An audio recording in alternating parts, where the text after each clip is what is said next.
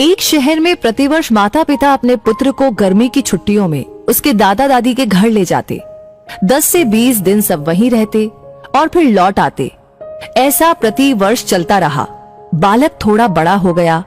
एक दिन उसने अपने माता पिता से कहा कि अब मैं अकेला भी दादी के घर जा सकता हूँ, तो आप मुझे अकेले को दादी के घर जाने दो।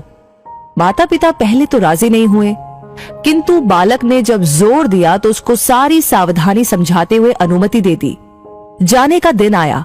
पिता बालक को छोड़ने स्टेशन गए। ट्रेन में उसको उसकी सीट पर बिठाया, फिर बाहर आकर खिड़की में से उससे बात की। उसको सारी सावधानियां फिर से समझाई। बालक ने कहा कि मुझे सब याद है, आप चिंता मत करो। ट्रेन को सिग्नल मिला, विसल लगी, तब पिता ने एक लिफाफा पुत्र को दिया और कहा कि बेटा, अगर रास्ते में तुझे डर लगे तो ये लिफाफा खोलकर इसमें जो लिखा है उसको पढ़ना। बालक ने पत्र जेब में रख लिया।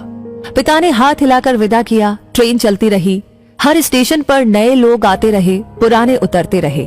सबके साथ कोई न कोई था। अब बालक को अकेलापन लगने लगा। अगले स्टेशन पर ट्रेन में ऐसी शख्सियत आई जिसका चेहरा बहुत ही भयानक था।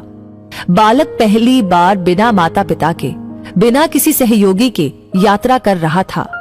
उसने अपनी आंखें बंद करके सोने का प्रयास किया, परंतु बार बार वो भयानक चेहरा उसकी आंखों के सामने घूमने लगा।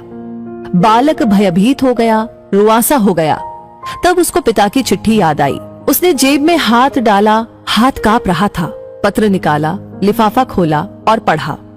पिता ने लिखा था, तू डरना मत, मैं पास वाले कंपार्टमेंट में ही हूँ, इस गाड़ी में बैठा हूँ। बालक का चेहरा खिल उठा। सारा डर काफूर हो गया। जीवन भी ऐसा ही है। जब भगवान ने हमको इस दुनिया में भेजा, उस समय उन्होंने हमको भी एक पत्र दिया है जिसमें लिखा है, उदास मत होना, मैं हर पल, हर क्षण, हर जगह तुम्हारे साथ हूँ। पूरी यात्रा तुम्हारे साथ करता हूँ, केवल तुम मुझे स्मरण रखते हो।